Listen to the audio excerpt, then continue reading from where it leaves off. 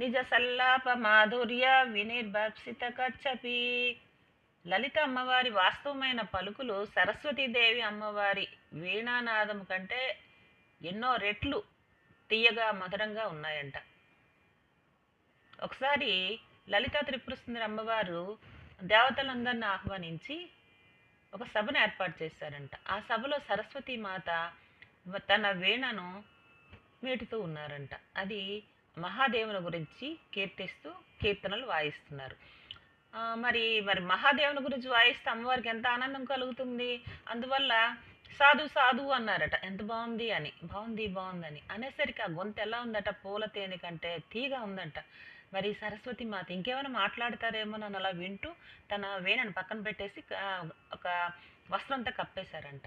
దేవతలందరూ అడిగారట, ఏం ఆపేసావు, అంత చక్కగా వాయిస్తున్నావు అంటే, అమ్మవారి గొంతు ఇంకా వినిపిస్తుందేమోనని వింటున్నాను. ఈ వీణ వాయిద్యం దేనికి పనికొస్తుంది, దిగదుడిపాను అమ్మవారి గొంతు ముందు అని అమ్మవారి గొంతుని గురించి ఆ పలుకుల గురించి ఎంతో వర్ణించారట సరస్వతీమాత. మరి ఆ అమ్మవారి పలుకులు అంత గొప్పగా ఉంటాయి. తర్వాత మందస్మిత ప్రభాపూర మజ్జత్ కామేశ మానస.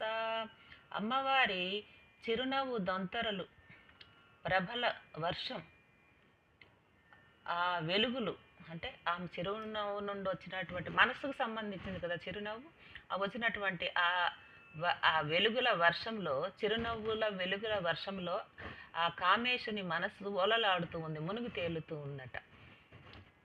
మరి ఆ కామేశుడు అంటే కామాన్ని జయించిన వాడు. అంటే ఇక్కడ మన్మధుడిని సంహరించారు అని అనుకుంటాం, భస్మం చేశారని. కానీ ఇక్కడ మన్మధుడు కాదు, కోరికలను ఆయన జయించారు కాబట్టి కామేశుడు అయ్యారు. మరి ఆయన మనసు ఆమె చిరునవ్వు దంతరుల్లో మునిగి తేలడం ఏంటి అంటే, ఒకసారి త్రిపురాసుర సంహారం జరిగిన తర్వాత ఆయన ఉగ్ర రూపం దాల్చి ఉన్నారట పరమశివుడు. మరి దేవతలందరూ కూడా ఎవరు కూడా ఆయన ఎదురుకు నిలబడలేకపోతున్నారట. అప్పుడు వెళ్ళి అమ్మవారు వెళ్ళి ఇలా చిన్న చిరునవ్వు నవ్వితే ఆయన బోళాశంకరుడు అయిపోయారట. అయిపోయి మరి అలాగా నవ్వు చూస్తూ మైమర్చిపోయారంట. అంటే ఆమె లలిత అమ్మవారి చిరునవ్వు వర్షంలో ఆయన మనసు మునిగి తేలుతుంది అని అర్థం. మరోసారి చూడండి. ఈ వీణ పేరు కచ్చపి, సరస్వతి వీణ పేరు. నిజ సల్లాప మాధుర్య వినిర్భప్సిత కచ్చపి. ఆ లలిత అమ్మవారి పలుకులు సరస్వతి వీణ మీద ఎన్నో రెట్లు ఎక్కువగా ఉన్నాయని, అమ్మవారి చిరునవ్వు మందస్మిత ప్రభాపూర మజ్జత్ కామేశ మానస